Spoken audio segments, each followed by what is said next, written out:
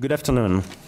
I am Jérémie Labbé, Senior Policy Analyst in charge of IPI's Humanitarian Affairs Program, and I'm very happy to welcome you this afternoon to this discussion with Panos Moumtzis, the Regional Refugees Coordinator for the Syrian Emergency, who was appointed by the UN High Commissioner for Refugees in March 2012. This event today is the latest of a new IPI series started in September last year that offers a platform to humanitarian coordinators and other senior humanitarian practitioners to meet with the UN and diplomatic community in New York. This initiative aims to provide first-hand information to members of the UN community on the reality of faraway humanitarian crises and, by extension, to debate with seasoned practitioners on some of the greatest challenges of humanitarian action today. This series featured so far Mr. Michael Keating, former humanitarian coordinator for Afghanistan, and Mr. David Gressly, regional humanitarian coordinator for the Sahel. It is therefore with great pleasure that we welcome today Panos Moumtzis, who will discuss the deepening refugee crisis in Syria and its humanitarian consequences in the broader Middle East region. As you all know very well, the situation in Syria deteriorates as we speak. An estimated 4 million Syrians are in need of assistance in the country, including 2.5 million internally displaced people. Fighting and increasingly difficult living conditions in the country push thousands of Syrians to cross borders every day to find relative comfort in neighboring states. The UNHCR recently stated that more than 600,000 Syrians have been registered or are in the process of being registered as refugees, which is 100,000 more than 1 month ago, and represent a sevenfold increase compared to June last year.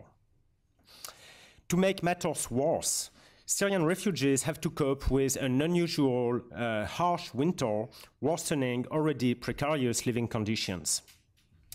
The situation in the region is not expected to improve anytime soon, and the number of Syrian refugees might well increase to more than 1 million in the next 6 months, according to UNHCR estimates.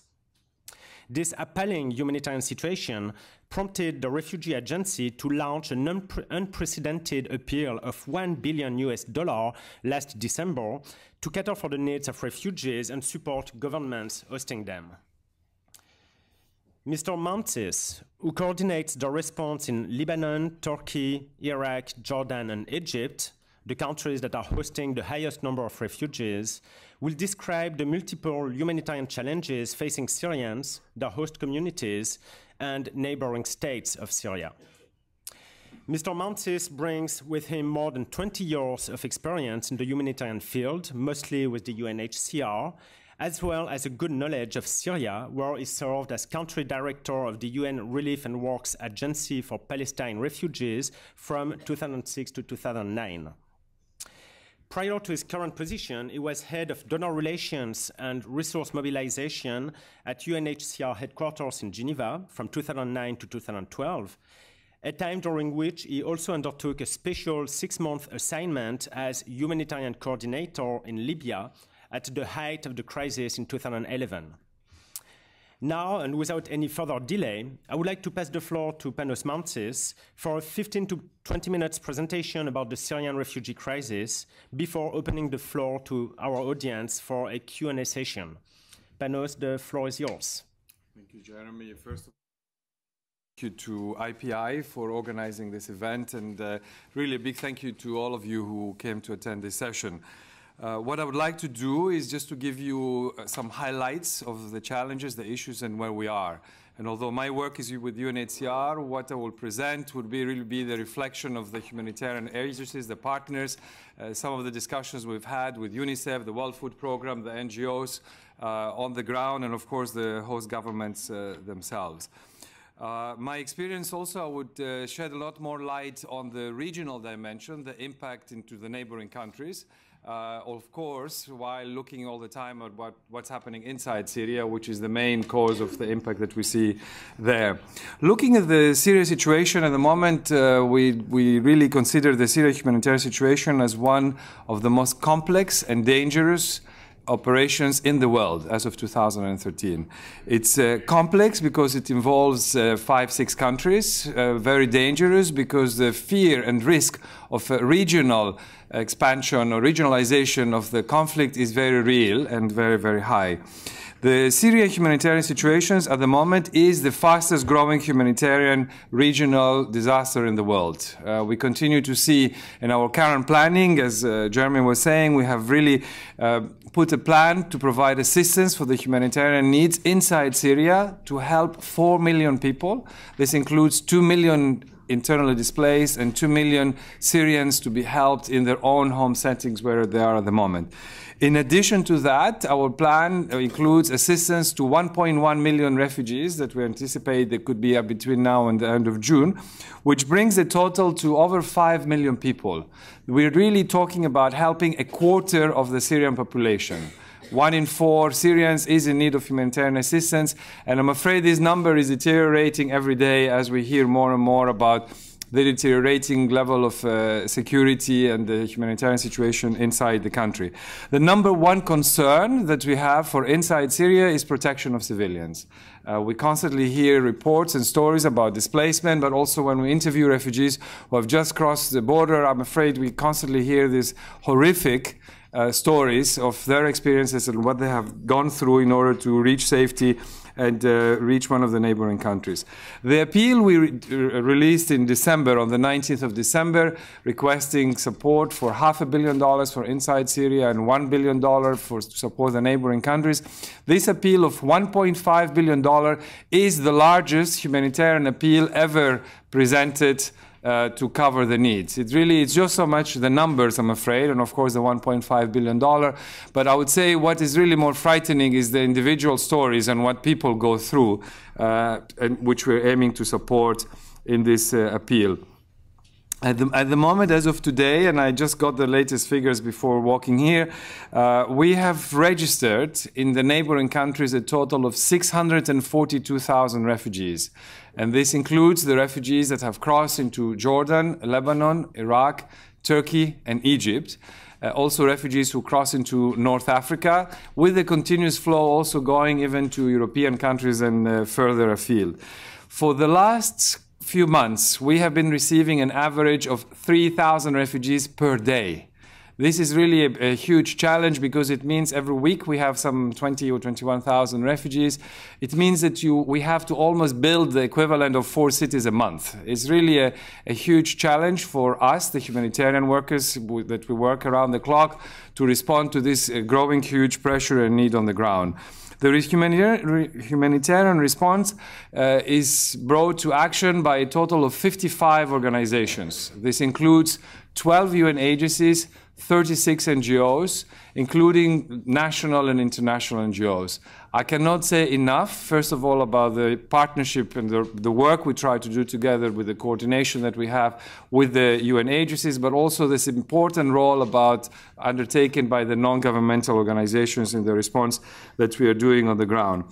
My work over the last 2 decades have brought me to several crises. I have to say that in this serious situation, what really strikes me, and particularly looking at it now for the last 9 months of my work in the field, is the unprecedented surge of the humanitarian assistance.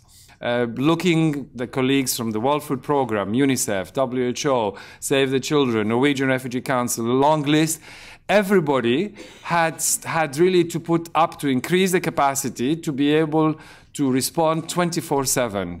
I've not been to many crises where we have night shifts going to work at the borders because refugees pour the borders day and night. We have colleagues who go to work at the borders at 7 p.m.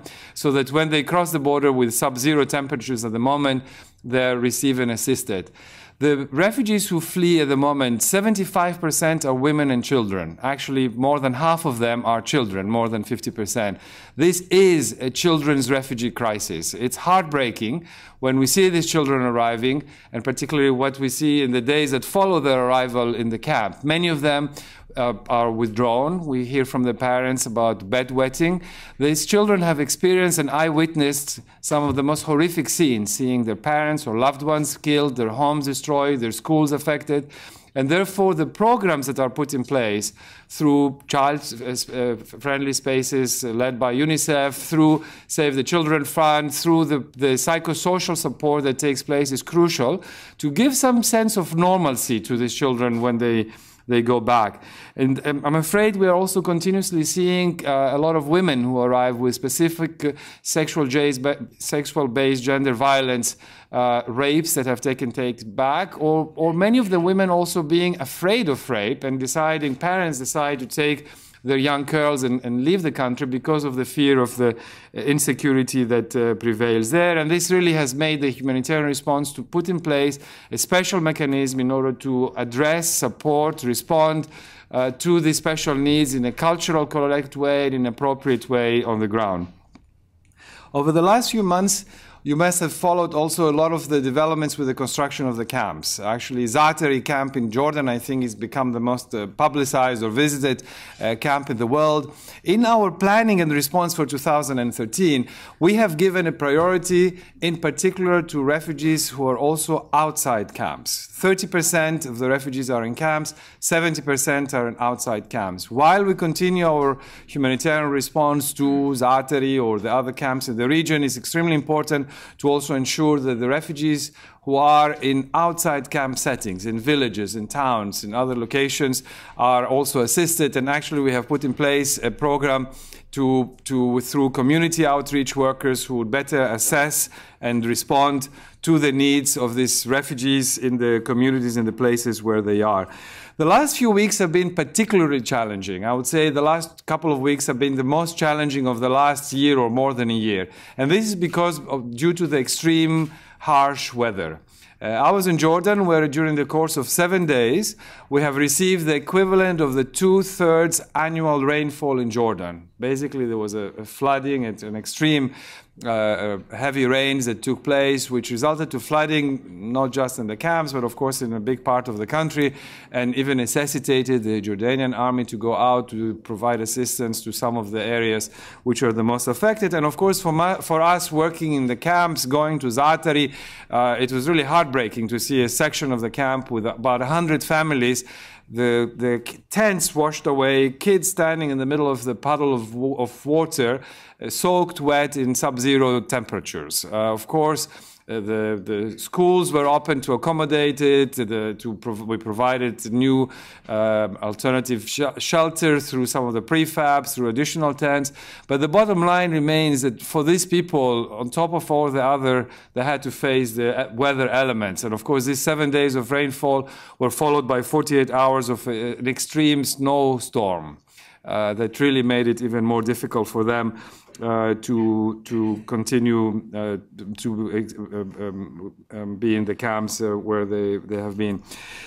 Clearly, the humanitarian response that we are providing is not the solution. What is really needed for this crisis is a political solution, and what we really see is the continuous revision of the plans. Actually, the plan we just revised is plan number 4. We revised it 3 times last year, and now again in 2013. Every time coming with bigger number and even bigger amounts being requested in order to respond on the need. But what we would like to see is a political solution. Unfortunately, at the moment, we haven't seen any, and the horizon, we desperately keep on looking for some light at the end of the tunnel to be able to respond to the needs on the ground. I'd like to say 2 words for each actually of the neighboring countries. And first I want to say how really we value the fact that the borders remain open. This is really our first priority, the open border policy, to ensure that civilians fleeing the conflict are able to cross the border safely. Having a safe passage is extremely important. I will never forget the cries of the woman, the mother, who crossed the border in the middle of the night. We were there with many other relief workers, holding one son on each hand. And when she crossed, actually she waited. She said, I have to wait because my elder son is walking behind. And she waited, and she waited, and the son never made. Actually, his body was brought later on by some people who came behind. These horrific stories that I'm sharing, I'm afraid, is not the exception. Many of these, when the refugees cross the border, the first thing they want to do is to share their horror experience of what has gone back home and how difficult and challenging it has been for them. The neighboring countries, Jordan, Lebanon, Iraq, Turkey, Egypt, have shown a tremendous generosity on accepting tens of thousands, hundreds of thousands of refugees. We at UNHCR, we have registered 642,000 as of today. At the same time, we acknowledge the fact there is many more, tens of thousands, hundreds of thousands, in the neighboring countries who have not come forward to register and who are increasingly now, because the vulnerability increases, come forward to ask for assistance. It's extremely important that the international community shows its solidarity and support to these neighboring countries by providing the necessary support. We cannot take the neighboring countries for granted in terms of maintaining the borders open, and therefore the international support is really crucial to ensure that this open border policy remains there. I want to particularly draw the attention to the host communities. It's really heartbreaking to go, I visited in the Bekaa Valley some Lebanese families who had opened their houses. They had opened and shared their front room, their living room, hosting one refugee family of 5, 10 or more. It's heartbreaking to see families, host communities, who barely make ends meet, and yet they would open their homes to provide shelter and to provide support to the countries. To the refugees. A major concern we have is the vulnerability in the region. And looking at Lebanon, I'll start with Lebanon. Of course, the first question and what we have there is the security. We've all followed what happened in Tripoli with the inner fighting. We followed the Beirut bombing in Sirte. The concern is really to ensure that Lebanon itself remains stable. The politics of the mosaic of the Lebanese political parties is so complex. And I have to say, despite that, as relief workers, when we go around and when we talk to local authorities, whether it's in the Bekaa Valley or in Wadi Khaled or in different parts of the country, what strikes me the most is really the adherence to the principle of supporting the refugees wherever we go. And this is really to be applauded, that despite the political points of view that vary, this open border really continues. And of course, Lebanon, we hope that what our concern is that will not happen, that we hope very much to see the stability and peace to continue there despite the internal tensions. In Jordan is also very vulnerable because there are elections taking place on the 24th of January.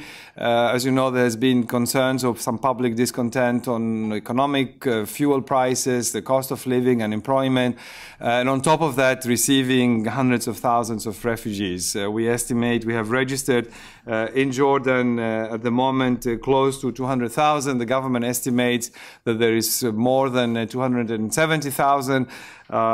So the support to the Jordan and to the fragile economy, which they have opened schools, clinics, government infrastructure, shared limited resources to host the refugees. So really the support of the international community is important to them.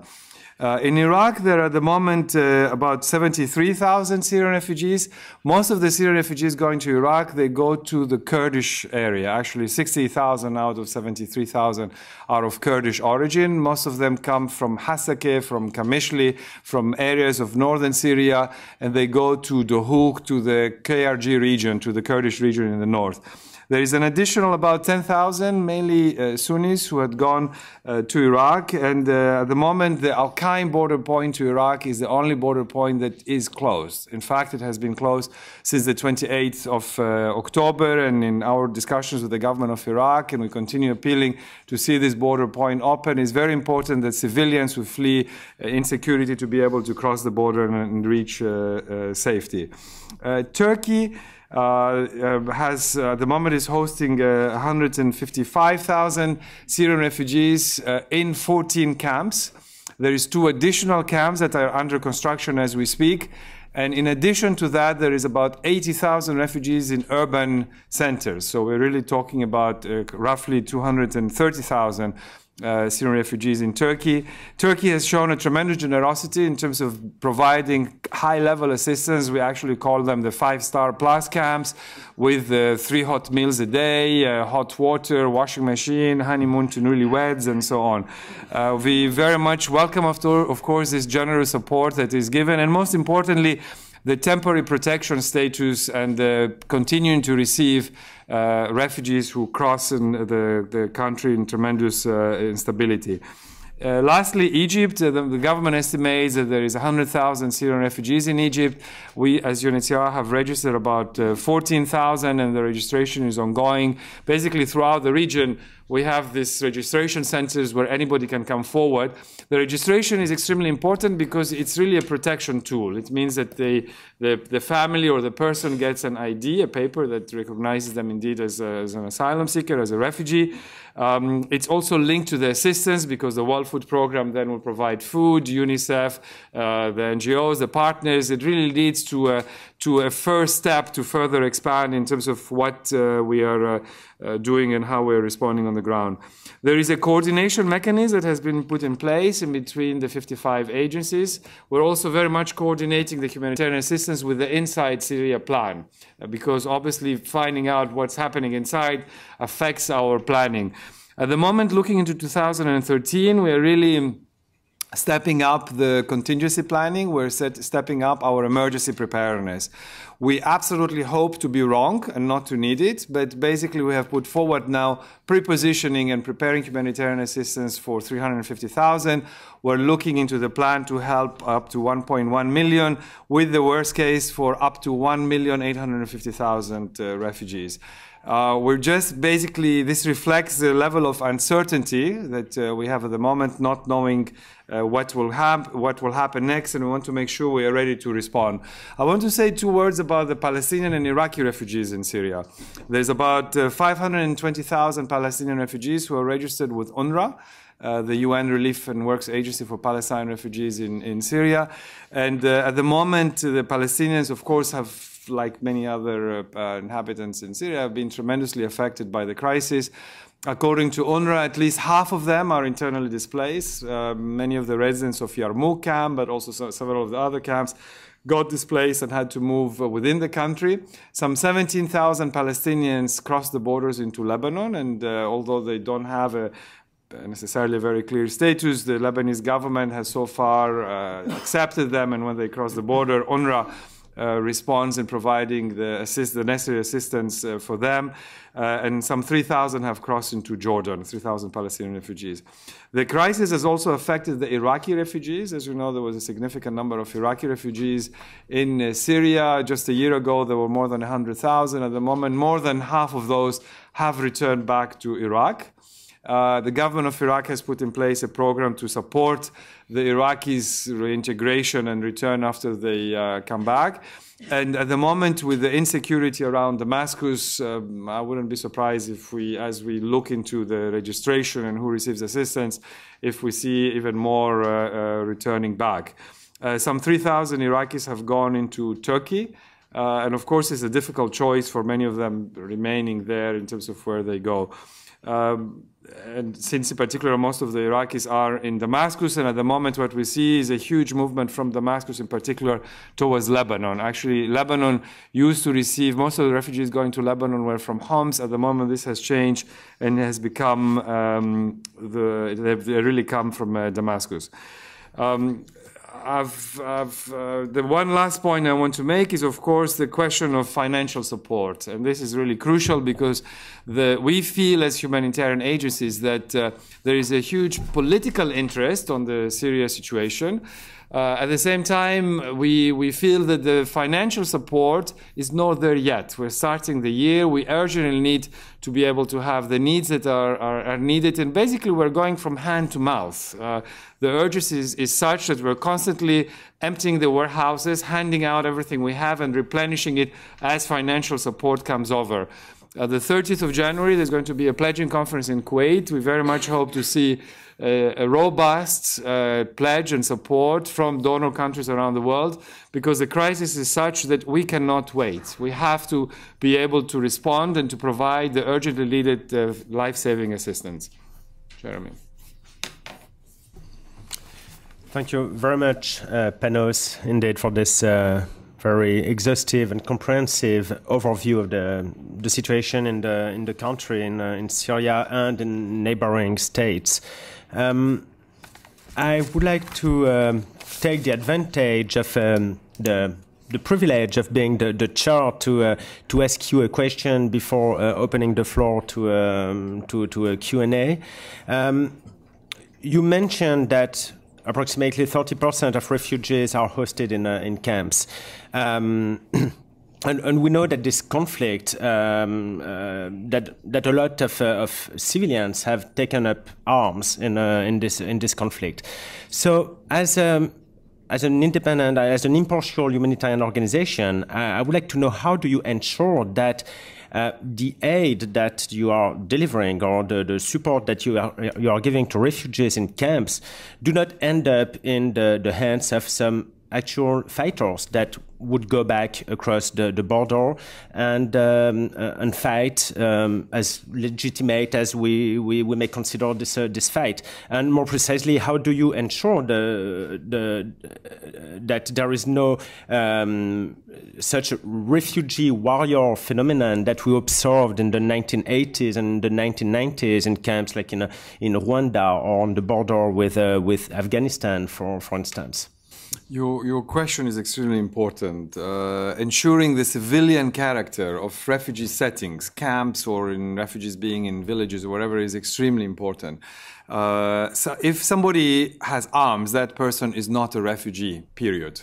We will not tolerate, we will not accept, we will not recognize any military activity in a camp or outside camp, anybody. We're working with taxpayers' money. We're really guided by the humanitarian principles.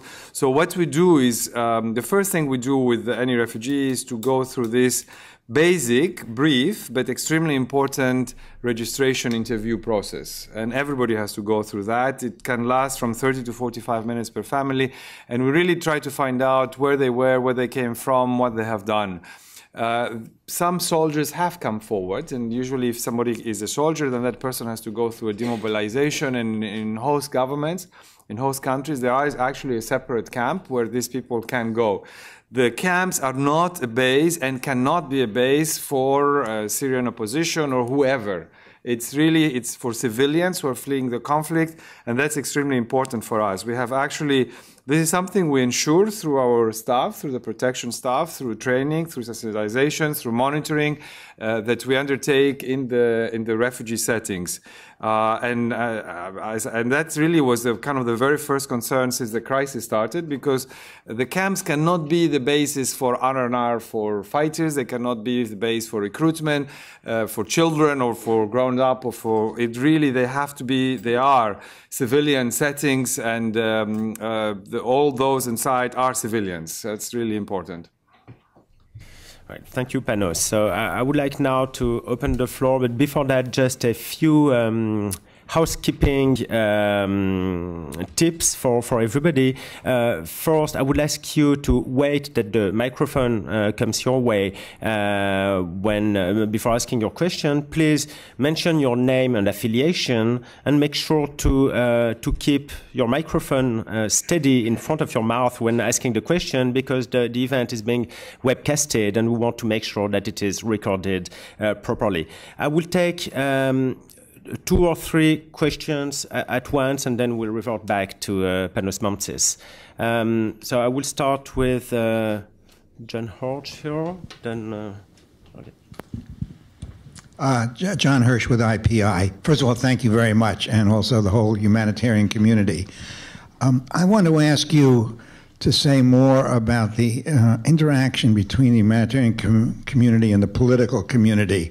When Mrs. Ogata wrote her book about the Balkans 20 years ago, she took to task the Security Council for really passing the buck for quite a while to the humanitarian community and not taking meaningful action to end the crisis in the Balkans. And many of you remember that book. So could you speak more first about what this interaction is with the Security Council or member states? More specifically, whether you have any dialogue with Russia or Iran, which are largely regarded as supporting the regime, whether you have any contact with the regime, and whether your projection is that whenever it is that the regime goes, which seems to be the general direction, that there'll be an even worse situation, in other words, a civil war, and whether all of you are in dialogue with the political leaderships, whether in Europe or the Council, to address these underlying issues. So thank you. Thank you, John. Then on the second row, Fabien Dubuet from MSF. Thank you. Thanks for the for your comprehensive briefing. Okay. Oh, Stan, sorry. Obviously, it's very critical in a conflict situation to have a safe haven for refugees. So I just want to reiterate how thankful we are to the neighboring countries to keep those borders open, and it's important that it continues. But one of the reasons why we have so many refugees is also because the humanitarian assistance inside Syria is very limited, as you know. And there's also a very limited amount and number of operational agencies in either the areas controlled by the government or the areas controlled by the opposition groups. Do you think that the UN system is proactive enough or also creative enough in terms of negotiations with the Syrian government and the other belligerents about the architecture of the humanitarian assistance? For instance, I mean, do you think that at this stage of the conflict, it's also time to be more creative about the architecture of this assistance? And do you feel also that you have enough support and backup from the diplomatic community, including from countries that you mentioned, but also from the political branch of the UN internally? Since we have, I see a third question here. So, Sor, on the first row. Thank you very much. My name is Kuroshi. I'm the ambassador of Hungary. Thank you much for your excellent presentation. It was very sobering, actually. I would have two questions. First, there were rumors and discussions whether or not Palestinian refugees from Syria would or would not be allowed to come to Gaza. Is there any news, any new development on that field, or in fact into the West Bank? The second, if things would go to the worst, as it was mentioned here, in Syria, how do you assess the general conditions of the healthcare system as today of Syria? Whether or not we should expect something extraordinary? Thank you very much. Well, thank you very much for very straight to the point questions. Panos, I revert back to you. Sure, very, very good questions, I would say. In terms of the link with the political, we feel really a high level of frustration. We feel as humanitarian actors that we are the fire brigade, if you want, trying to go and set up the fire and respond to these humanitarian needs. In 2012, basically, every 3 months we presented yet another plan with higher numbers and deteriorating situation, while the root causes is what really needs to be addressed. And of course, this is looking at the political actors, the political influential, neighboring or further afield, and to make sure that what really needs to be addressed is the political side, which is really not happening. What we do as humanitarian actors, well, first of all, we're extremely vigilant to ensure the neutrality, the independence of our work. We're not politicians yet. Of course, we raise our voice and we share a lot of what is happening or the consequences of a lack of political decision. I think we share our observations with states, with donor states, with, of course, host governments. In today's world of the world becoming a global village and with the internet and so on, I think that what we do is extremely visible, and the dramas of the humanitarian impact, whether it was the snow in Zaatari or the family that last night burned to death in one of the transit centers in Jordan due to a fire accident in one of the caravans. We get constantly information what happens. We are in contact with the regime in Damascus. Actually, in Syria, UNHCR has worked with the government in supporting Iraqi refugees very successfully and very generously for a long time. Of course, also more than 500,000 Palestinian refugees have been hosted and generously also supported there. So the contact and the relation is there. And of course, the information in terms of what is happening and the impact of what we see as the humanitarian action on the ground. The United Nations has a humanitarian coordinator, Mr. Radwan Wisser. The operation inside Syria is led by OCHA, UNICEF, UNHCR, WFP, WHO.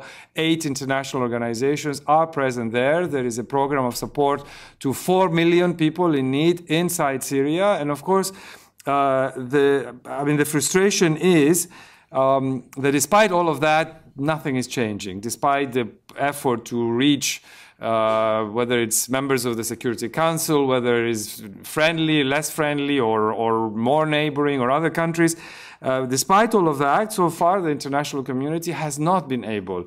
Of course, on the United Nations side, Mr. Brahimi, the Joint Special Envoy for the UN and the Arab League, is leading the effort taken over from Mr. Kofi Annan, and our hopes is to see that process to bring some solution on the ground, which is really not happening. So I'm afraid if Mrs. Ogata was to rewrite her book and to apply it to the Syria situation, it will be pretty much the same frustration of humanitarian actors who we feel we have to bear the consequences of a lack of a political will or agreement or consensus to move to a solution. And we keep on revising and upping and going from one pledging conference to the other pledging conference, mobilizing more international support, augmenting the support, while thousands of people, tens of thousands of people are being killed, become displaced, or flee the country with scars that will remain for life. And the longer this takes, we're now on month 22, the more difficult it's going to be in terms of reconciliation, in terms of bringing everybody together and turning a page and moving to the next step. So very sadly, and I'm saying it having also lived in Syria, to see the Syrian population go through this extraordinary hardship and difficulty at the moment. Fabien, your question on moving into for the humanitarian assistance and the aid architecture.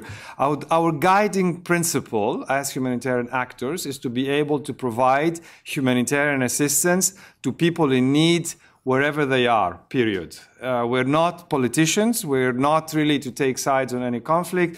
People who are in need to be assisted. And this is the principle we have discussed in Damascus or in the region in terms of how to go about ensuring the support.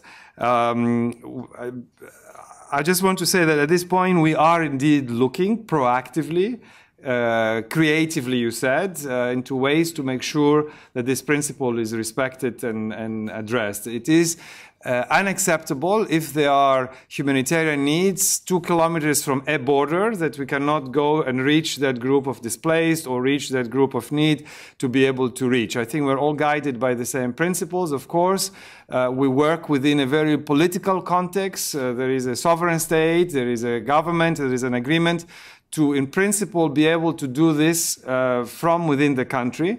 Of course, security permitting, and this is a challenge. It's not just about, I mean, looking at the conflict is really not as some people think in terms of kind of zones being black or white. We had an interagency mission not long ago to Homs.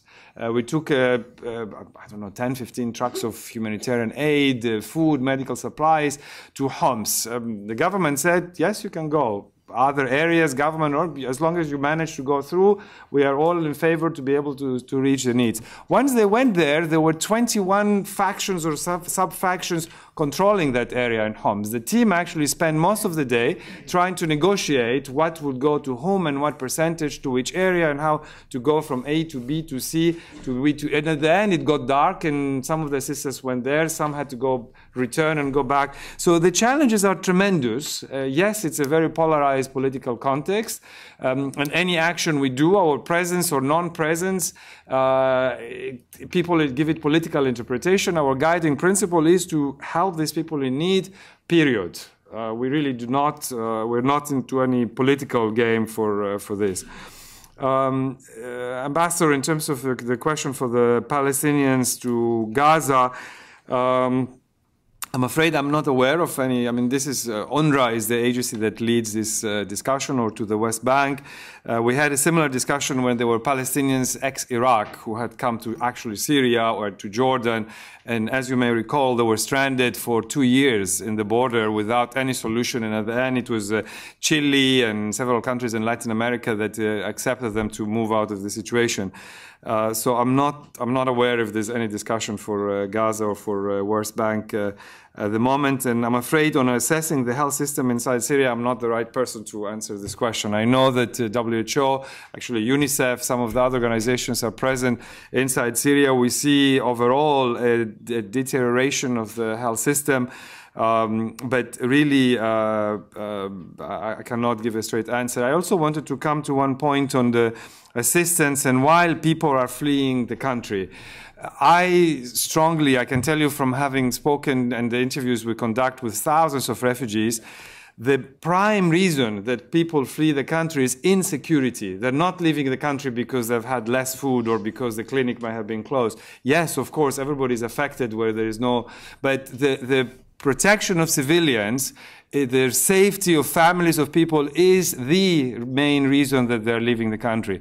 Of course, I would agree with you that assistance often brings protection, because when you go to places, the international presence is really helpful. But at the moment, the main concern for flight, either internal or external, is safety in the country. Are there any more questions from the floor? I'm sure that there are many. I see. Oh, yes, on the just next to the camera door. Thank you. My name is Georgios Panagiotis, and I'm a leader advisor of Permanent Mission of Greece.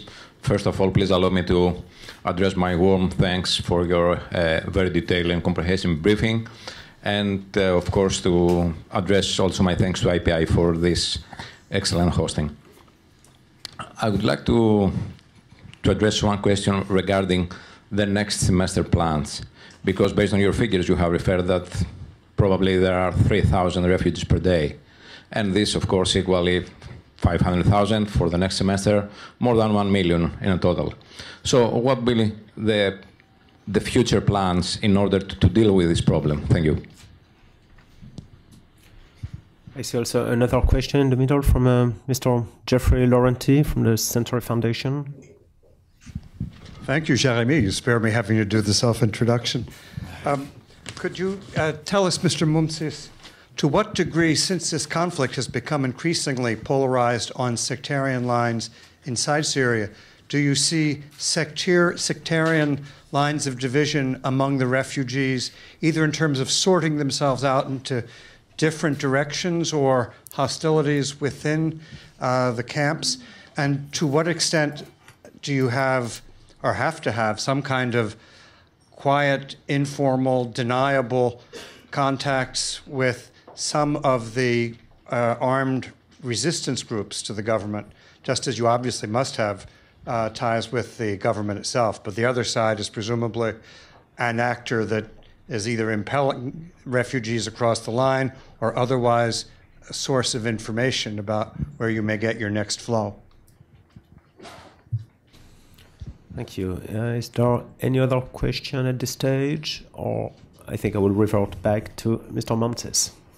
Thank you, Jérémie. In terms of the future plans, When we sit with humanitarian actors, indeed, this is one of the questions, trying to look at the crystal ball and see how to better plan, looking at the political side, developments, and then, of course, trying to interpret what may happen.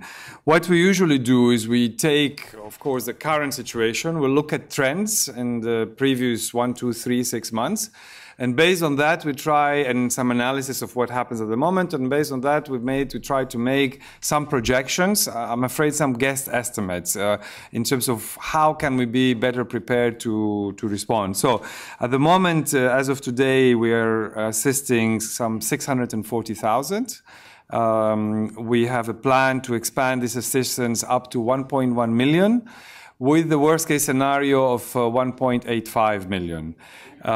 Should we reach the 1.1 million before June, then we would certainly be revising the plan and presenting a further revision. And this is for the regional side. And I know for my colleagues working on the inside Syria plan, it's the same. Should they surpass the 4 million people in need, then that would need to be also further revised.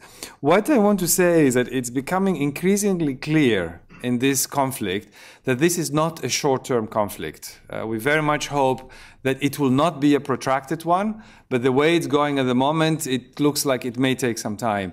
What the refugees tell us, actually what is different with the Syrian refugees, if I compare with the Iraqis, for example, is that the moment they cross the border, they say, we want to go back as soon as possible.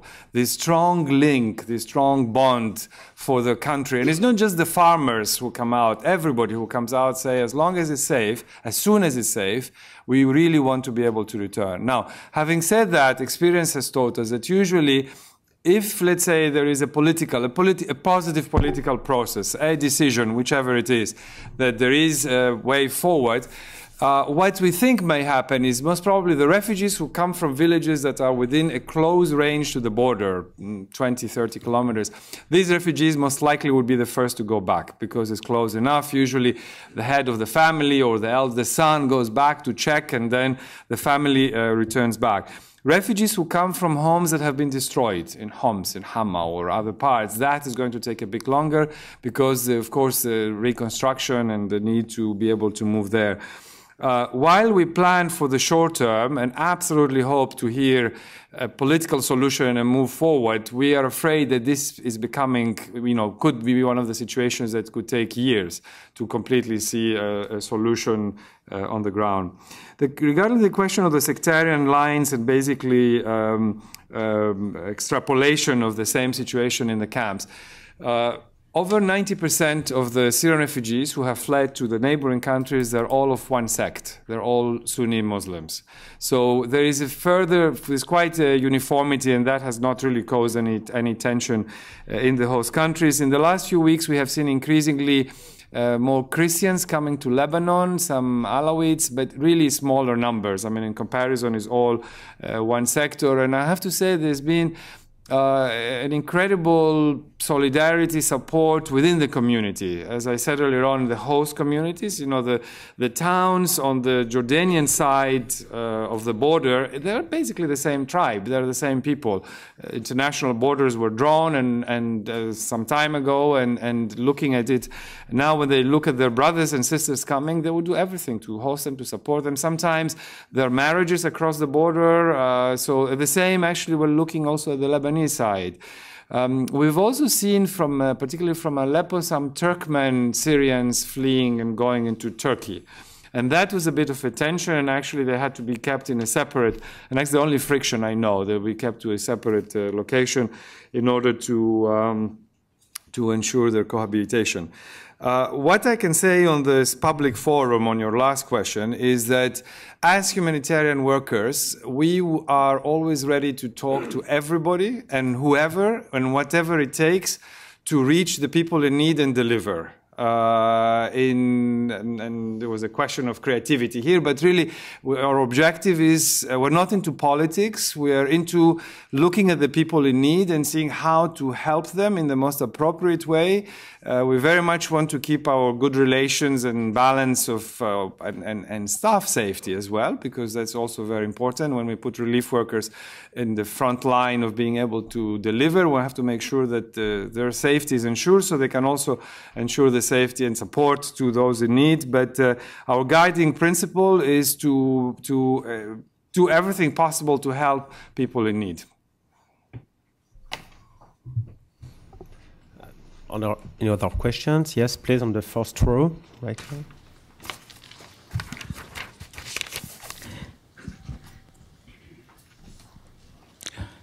My name is Sally Cater, and I'm with the U.S. Federation for Middle East Peace. Thank you for this very enlightened conversation. We just sent, as a non-government organization, a very large aid to the Syrian refugees, consisting of blankets and toiletries. But we sent it through some other organization, which is a religious organization, that they are in the field there. One of them is the Mennonite Central Committee that is already based in Jordan and in Lebanon. But what was puzzling, that we were not able to send anything to Syria itself. And specifically from what we have read and saw, that Palestinian refugees who were already refugees, which would be, this is the third time, for them, we were not able to reach or know much about how do we deliver to them. Is there any insight that you can share with us? How do we get it into Syria? Thank you. On the wall side door at the back, this lady. Hi, Michelle Nichols from Reuters. Just wondering if you could tell us a little bit more about the children and some of the experiences that they've been through to leave Syria. And are most of these children arriving with a parent or an adult, or are you seeing groups of children with no adults arriving? And then on the third row, the gentleman against the wall. Thank you very much. My name is Bakr Al-Hayari from Religions for Peace. I have two questions. First question is, can you tell us more about the demographics of the people going back? There are people going back, especially from Jordan and Lebanon. In Turkey, it's an open border. They keep coming and going. So how do you, is there statistics who goes back and for what reason? And the second question is, do you have any plans for a massive exodus of people from Syria, especially the southern part of Syria? Not necessarily directly war-related. There is only one big power plant that supplies the whole southern parts of Syria. What if something happens to that plant, and then at least 1 million people will want to go somewhere else? Do you have a plan for that? Thank you. Right. With regards to the aid, the blankets that you have sent, really to add my voice and say a big thank you, because the needs are huge at the moment. So every blanket, every dollar, every piece of aid that reaches is vital and urgently needed. There are a number of organizations, NGOs or others in the neighboring countries, so I think in terms of receiving and distributing, that should not be a problem. There's also a number of organizations that are working inside Syria, and if you want, I could leave you with a card and we can see how to connect. And there is aid that goes in. Some routes are easier than others, but indeed through Beirut or other, there is a way to get to support, and there is I think about 8 or 10 international NGOs that are operating inside, and I'm sure some of them would be willing and ready to see how to support you.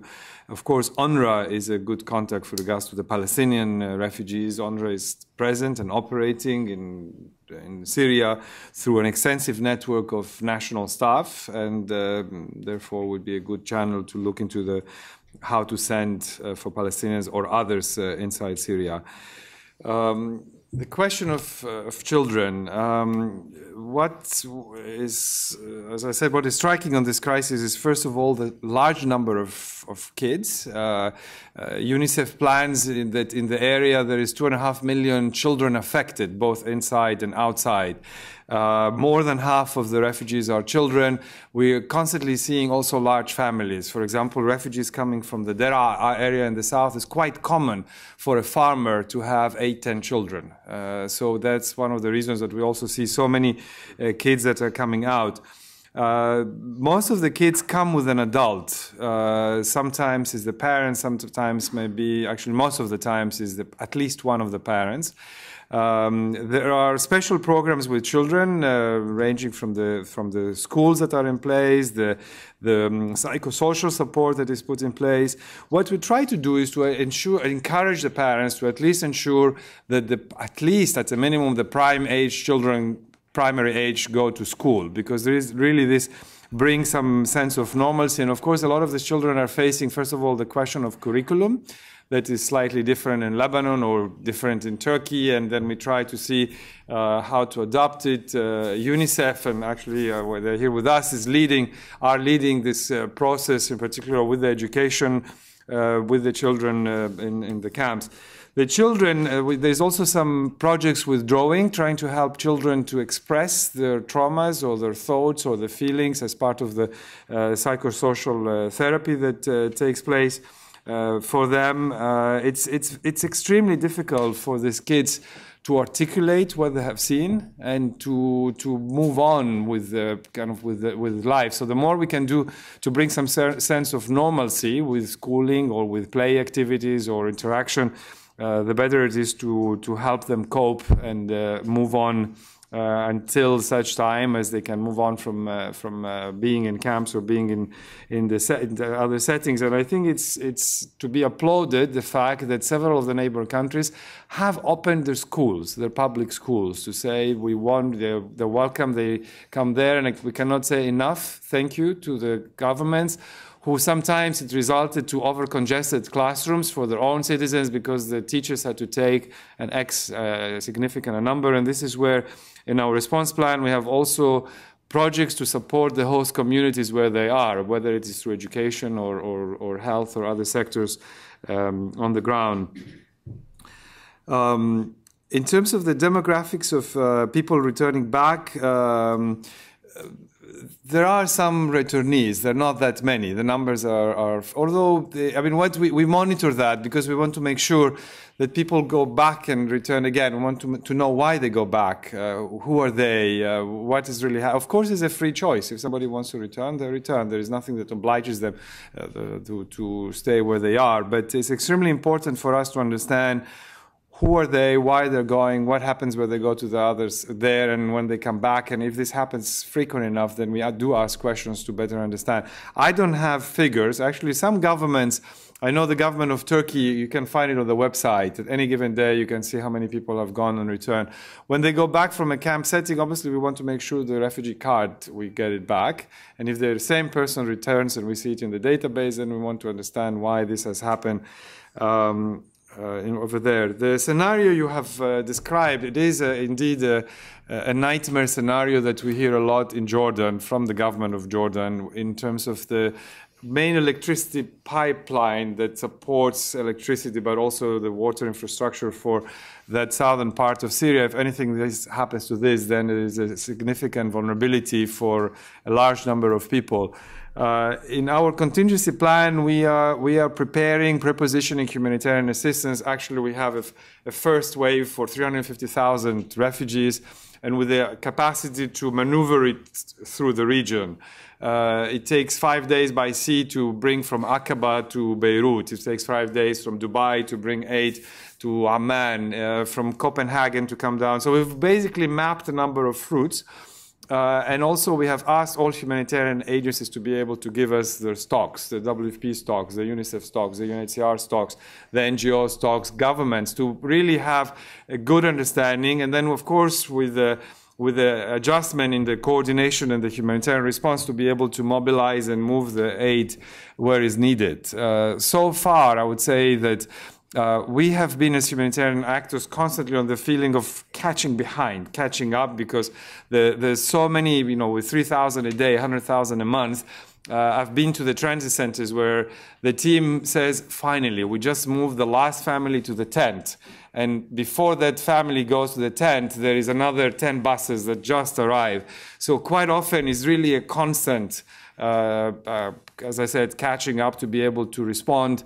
And of course, when the weather conditions become extreme, where the funding is not available, when the stocks are not there, this is a difficult one, where we start then one of the most horrible tasks on this job is really when we had to do the so-called prioritization.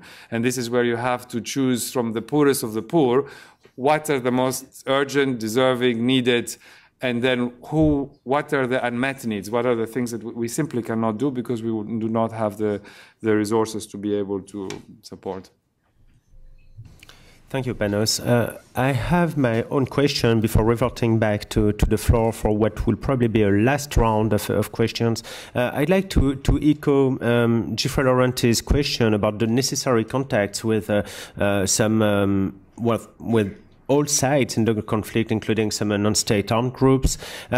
A few weeks back, or maybe a couple of months back, the U.S. authorities designated the Al-Nusra Front, which is one of the many groups present in Syria, as a terrorist organization. And this has some consequences in terms of ability of some actors to enter in a dialogue with this type of actors, and also to deliver support to the population that might be in contact with these groups. What's your point of view on this? Are you afraid that this might hinder the delivery of some humanitarian aid or impact some local actors who help in the response? I have to answer in a way that I keep my neutrality and don't enter into the politics. All I can say is that as humanitarian actors, obviously, we do not cooperate and we will not collaborate or give assistance to any terrorist organization. That we work with taxpayers' money and we ensure due diligence every time when we may talk to all actors, but in terms of who will implement a program or an assistance, that we really have to be very careful with organizations that we will not want to Having said that, we talk to everybody on the ground. As I said, we really, if we want to go from point A to point B, and there is somebody in between, we really try to talk to whoever is on the way to be able to reach on the ground. This is really a position that, of course, it affects the United Nations. This is not just one agency. Our interaction with the actors, with the non-state around the world in various operations, we have to ensure the due diligence in terms of who we're working with, and particularly if aid goes through their hands. But we would do anything possible to ensure that we reach those in need. Thank you, Panos. So are there some more questions? I see 2 hands, 3 hands. Great. Oh, 4 hands. I think we will try, if you're fine with it, to take them all. So we have a last round. So we have 1 question here, 2 there, and a last question there at the back. Okay, Kai Stabel from UNDP. Thank you again. I mean, it's admirable work that's being done, and not enough is being said about it. I just wondered if you can give an idea of what kind of an estimate time frame are you looking at people staying refugees? Because you're talking about building 2 cities in short time spans. If we're looking at refugees staying as long as we've had refugees remain refugees in the past, are we actually solving it by building these camps, or should we think of moving people further straight away and maybe take a more creative approach to it all? Thank you. And the lady down the 4th row. Hi, Meredith Morrison from the Council on Foreign Relations. Out of the 55 groups that are working on delivering aid, how many of those are religious, and what's the UN's role in playing intermediary between religious aid organizations that might have a different political aim than yours, and balancing that against the preferences of a host government? So, for example, where it can be complicated in Jordan and Lebanon especially. What's your role in playing an intermediary, and do you do you see a need to sort of moderate their influence at all?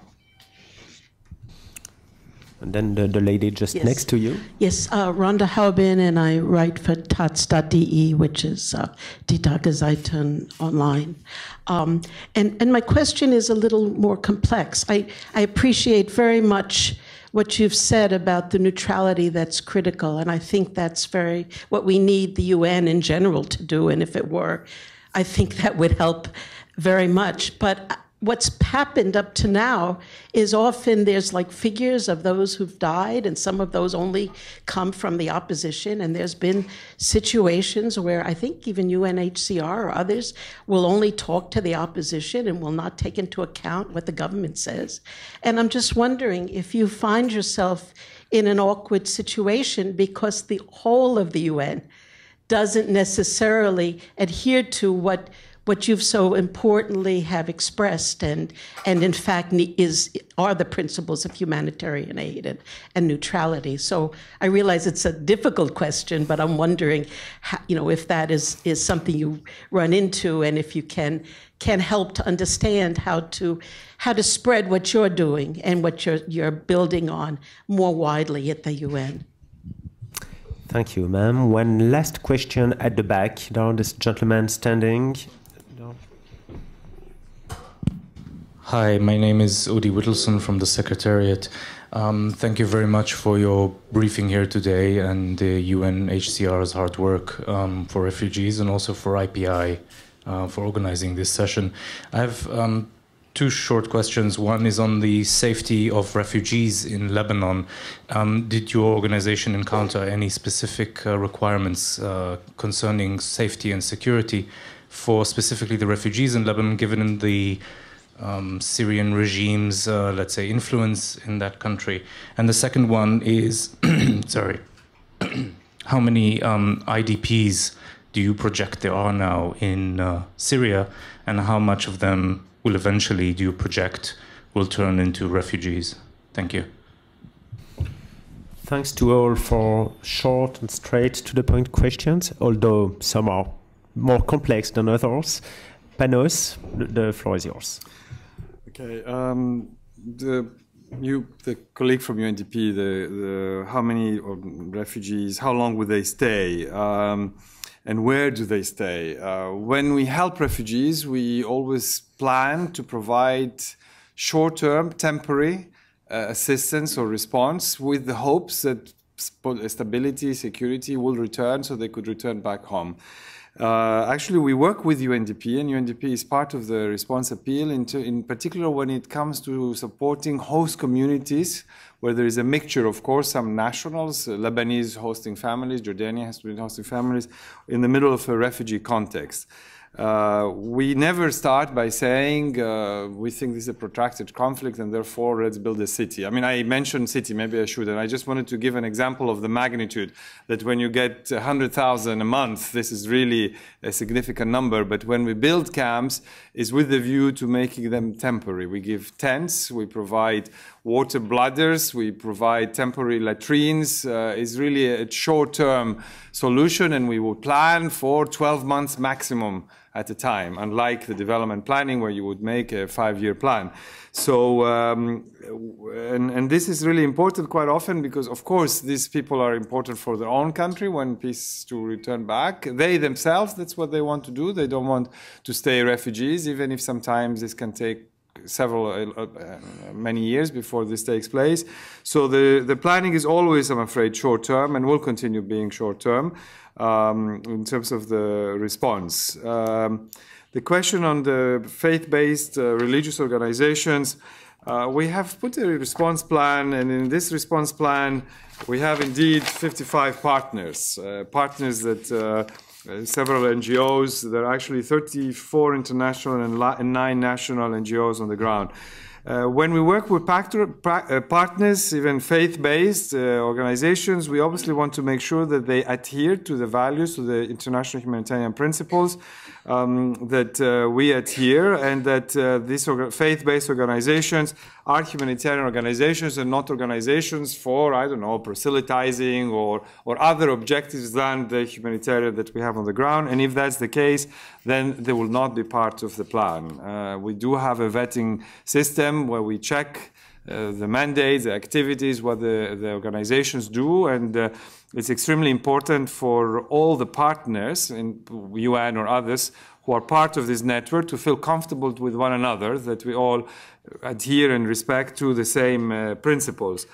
I'm not sure if you have some specific organizations questions in Jordan or in Lebanon you mentioned, but I can assure you that at least those that we have in the plan, these organizations are the ones that we feel comfortable working with them, and we would not want to see any political or other activity from somebody who is there to provide humanitarian work on the ground.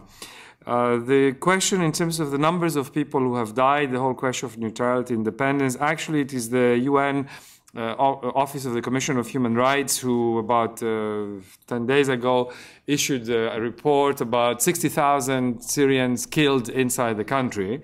We try as much as possible, everybody within our mandate, to stay basically to respond to that question, and the Commission of Human Rights came out with this response. Within the UN, you have the political UN and the humanitarian UN, and I think everybody has their space, and this is where the political UN really is the one to take the more blunt political points of view. We all may have our individual point of view, but in the humanitarian work is extremely important in order to be able to access people, to really strict and maintain the independence of our work, and not to mix up politics with humanitarian. I'm not sure I'm answering exactly your question, but I just wanted to highlight the guiding principles, at least, of what we want to see happening.